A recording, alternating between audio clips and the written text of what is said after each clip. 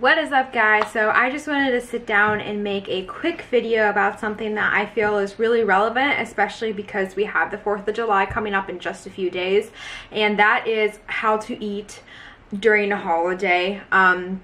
It's something that a lot of people freak out about, and I'm sure that I will do a even more in-depth video when like Thanksgiving and Christmas come around, because those are really like carb heavy, you know, all the treats and stuff holidays. But the 4th of July is a time when a lot of people are drinking, a lot of people are doing barbecue, so I thought it would be cool to just sit down and do a quick video of some of my favorite tips for how to kind of navigate the 4th of July if you do have body composition goals, you're just trying to live a healthier life and eat a little bit healthier.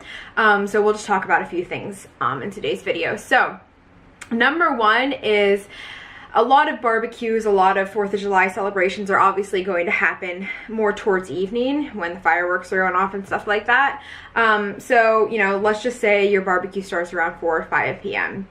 One of the biggest mistakes that I see a lot of people make, and just a disclaimer, this does work for some people, but I find that with, you know, the average person, you don't want to starve yourself before the big event. So I'll talk to people who try to not eat anything the day of an event, you know, or a big meal that they're going to have. They know that they're probably going to overeat, or they're not going to know what's in the food. So the beginning of the day, they don't eat a single thing. And the problem with that is by the time you get to the barbecue or wherever you may be going, you're probably ravenous.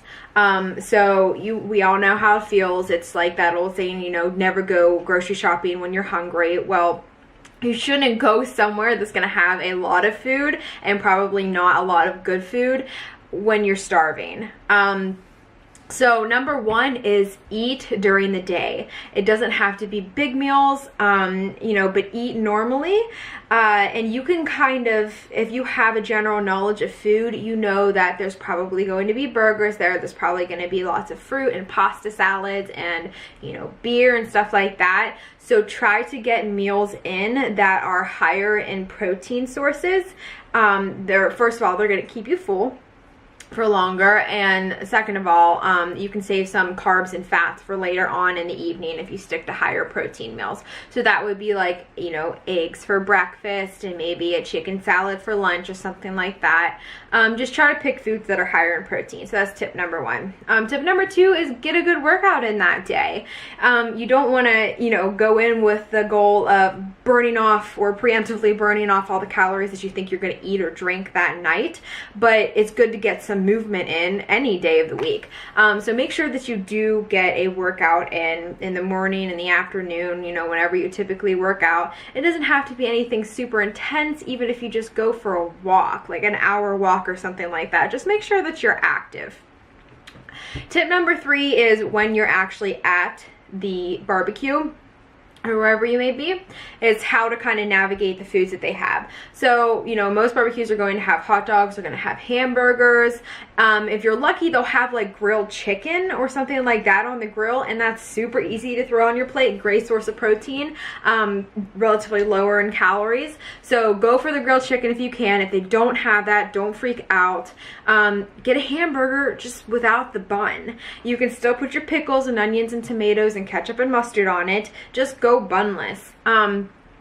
Try to stay away from like the pasta salads or the potato salad, and if you really have to have it, that's completely fine. Just take little like palm-sized portions of everything. So if you want to try things, just try it in little bites in moderation.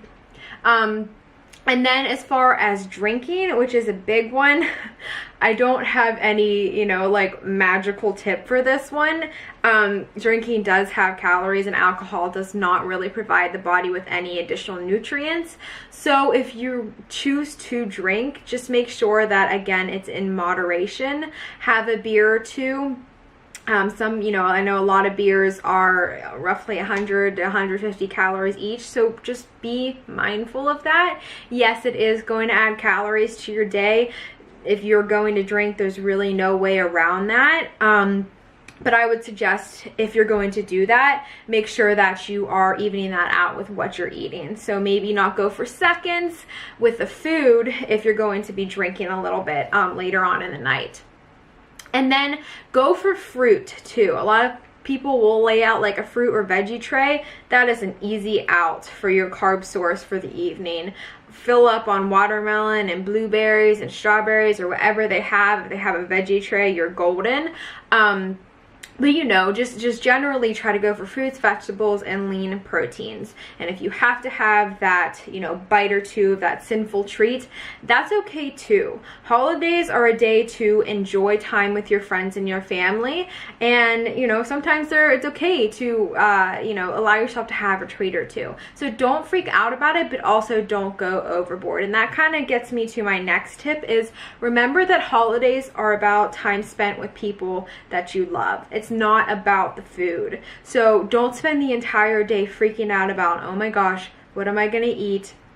How am I gonna feel after I eat? How am I gonna manage myself? If you take yourself out of that mind space where it's about the food, whether that be how much you're gonna eat, how much you can't eat, you know, just stress around it, just, you know, completely try to push that to the side. I know it's hard, but just remember that these events are about spending time with friends and family, about watching the fireworks, about having a good time, and being with the people you love. So if you can take your mind off of the food and put it on the situation, you know, things get a lot easier.